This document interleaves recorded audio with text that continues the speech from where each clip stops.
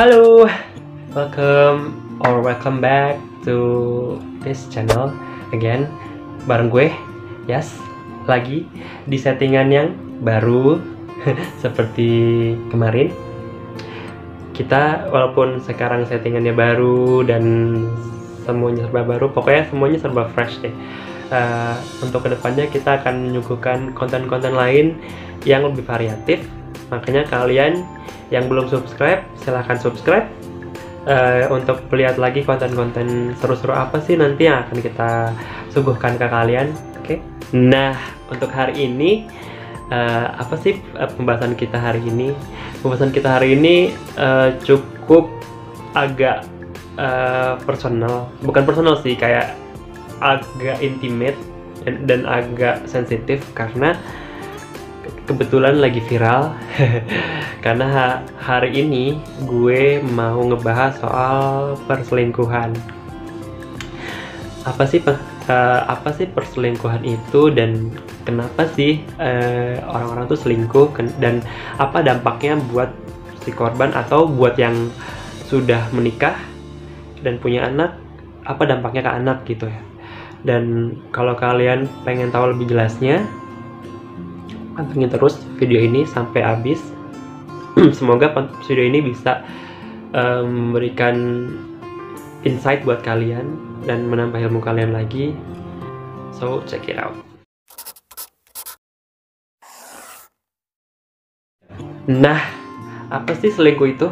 Selingkuh itu kebanyakan diartikan sama orang-orang ketika ada satu orang wanita atau pria yang sudah berada dalam suatu hubungan, entah itu pacaran, entah itu pernikahan, tapi mereka tergoda oleh pria atau wanita lain yang mengakibatkan pasangan pertamanya atau pasangan awalnya atau anaknya atau siapapun gitu ya tersakiti gitu.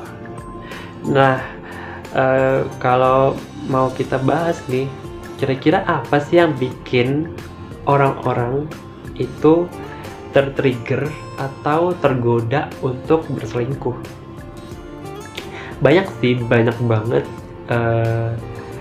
sebab-sebabnya, nggak bisa diomongin satu karena setiap orang punya masalah masing-masing. Tapi yang gue tahu dan yang paling umum dirasakan itu adanya kebosanan atau ketidakpuasan terhadap pasangan pertamanya, pasangan awalnya, atau mungkin lagi ada masalah di rumah,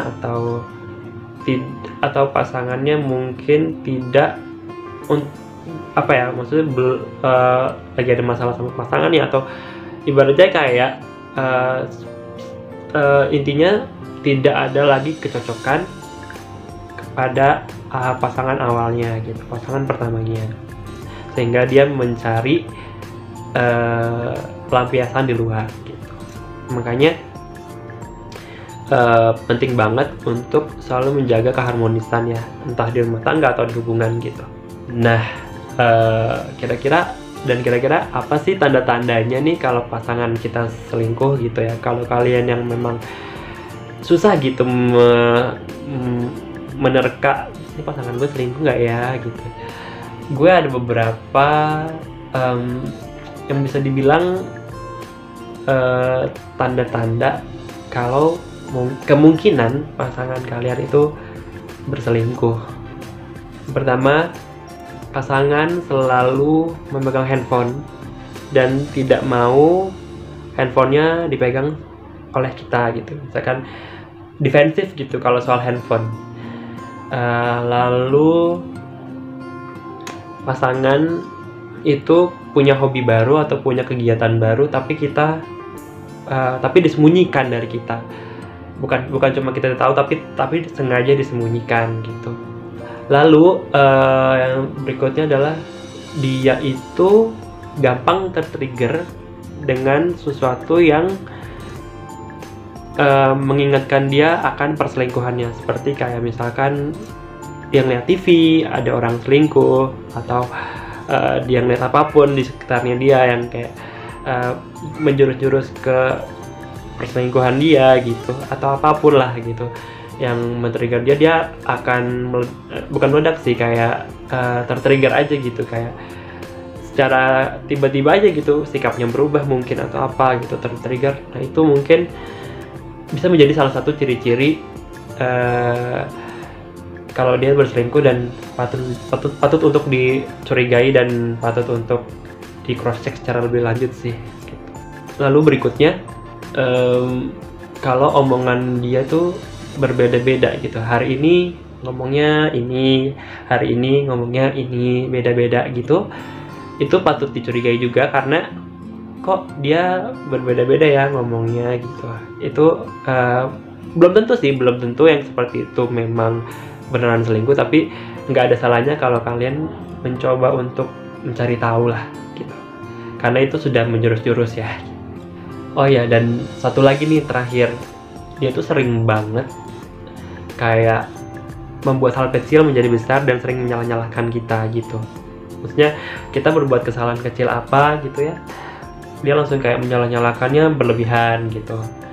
Tapi ketika dia yang melakukan kesalahan, dia kayak defensifnya setengah mati gitu. Jadi emang egois ya, lebih ke egois gitu. Jadi kayak itu juga salah satu tanda-tanda tuh udah red flag lah, hati-hati gitu. Nah kalau kita ngomongin selingkuh ya, itu panjang sih, nggak bakalan habis sampai berjam-jam gitu, dan video ini pasti akan panjang banget gitu. Tapi yang gue tahu ya, yang namanya selingkuh itu dampaknya justru lebih besar daripada keasikannya gitu. Mudaratnya tuh lebih banyak daripada faedahnya gitu. Dan buat kalian yang udah menikah gitu ya, itu tuh dampak, misalkan kalau kalian sudah punya anak gitu ya, dampak anak kalian tuh sangat-sangat besar sekali loh. Jadi kalau kalian memang orang tua yang, maksudnya kalau kalian memang orang tua yang sayang sama anak kalian, atau ngerasa, atau kalian mikir, duh gue nggak tega sama anak gue gitu ya,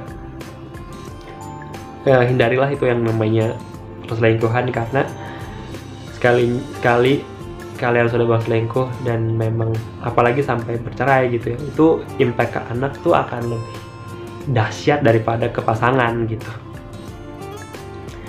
Dan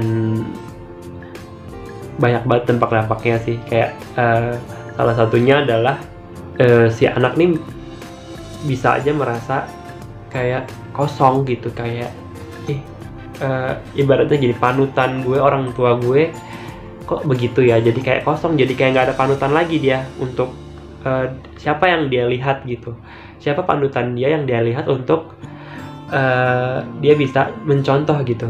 Kalau orang tuanya sendiri pun tidak bisa menjadi contoh, makanya dia akan merasa kosong. Dan itu dia sebabnya kenapa anak-anak broken home itu kebanyakan, nggak semuanya tapi kebanyakan tanda kutip pernah salah jalan gitu, maksud pernah ngelakuin hal-hal yang mungkin kalau dibilang agak melenceng gitu. Untuk pasangan itu pasangan bisa punya yang namanya trust issue. Dan kalau kita ngomongin trust issue itu butuh satu segmen sendiri sih, karena mungkin nanti kita next akan ngomongin trust issue ya. Kameramen udah oke.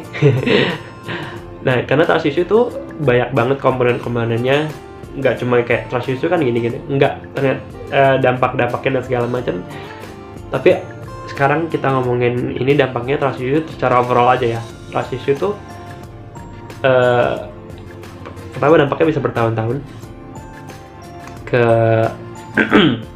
Kedua, jadi misalkan pasangan jadi mungkin punya trauma untuk menikah lagi atau untuk berhubungan lagi sama orang gitu.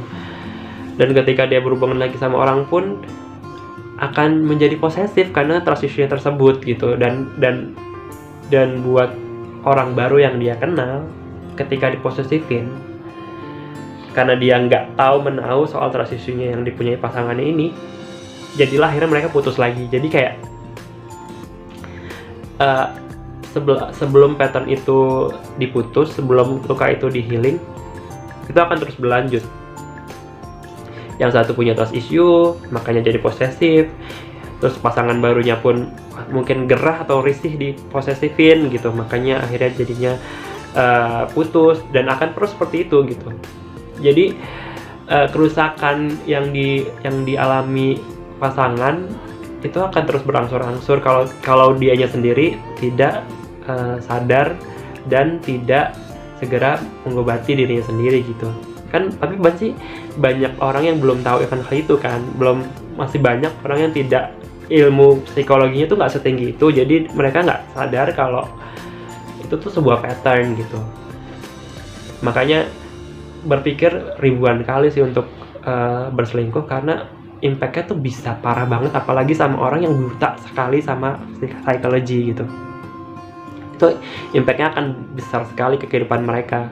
Itu bisa berpuluh-puluh tahun mereka untuk bisa survive dan sembuh gitu. Apa segitunya kalian tega gitu menyakiti gitu ya. Itu bahaya banget makanya itu, dan itu serem banget sih. Yang lainnya adalah ya biasa sih, seperti depresi dan anxiety itu pasti udah ngikutin ya. Kalau ada trust issue pasti ada depresi dan anxiety. Makanya I'm warning you so much deh, kayak bener-bener berpikir bukan cuma 2 kali, 2000 kali, bahkan jutaan kali untuk selingkuh. Kalau kalian memang tidak bisa bersama pasangan kalian lagi atau bersama istri atau suami kalian lagi, lebih baik jangan selingkuh, lebih baik kalian ceraikan gitu, lebih baik kalian berpisah gitu. Meskipun cerai, saya bukan pro perceraian, tapi ibaratnya gini loh, ketika memang tidak merasa lagi ada kecocokan gitu ya, dibandingkan kalian berselingkuh gitu ya, lebih baik kalian be gentle gitu ya, be a gentleman gitu, ngakui. Dan kalau kalian memang tidak lagi ada kecocokan dan memang tidak bisa dimusyawarahkan lagi, mungkin memang berpisah adalah jalan terbaik gitu, dibandingkan kalian harus selingkuh. Karena sakitnya perceraian itu nggak sebanding sama sakitnya diselingkuhin gitu, karena impactnya akan lebih berkepanjangan korban perselingkuhan daripada korban perceraian gitu. Apalagi kalau perceraiannya baik-baik gitu kan, itu lebih sehat lagi gitu. Sekali lagi, saya bukan mendukung perceraian, tapi kalau misalkan disuruh memilih antara berselingkuh atau bercerai, saya lebih memilih bercerai, karena itu lebih sehat gitu, daripada harus berselingkuh di belakang dan membohongi pasangan kita atau anak kita. Gua rasa cukup sampai situ aja kali ya pembahasan kita kali ini. Udah cukup berat ya, dan rasanya udah cukup ini juga ya, deep juga pembahasan kita soal ini. Buat kalian yang merasa terbantu dan merasa pengen ada wadah untuk tempat curhat, kalian bisa share curhatan kalian di komen gitu ya, no judgment. Kalau kalian mau memang merasa gue butuh teman curhat, silahkan curhat di komen di bawah, pasti gue akan dengerin, dan gue pasti sebisa gue akan bales.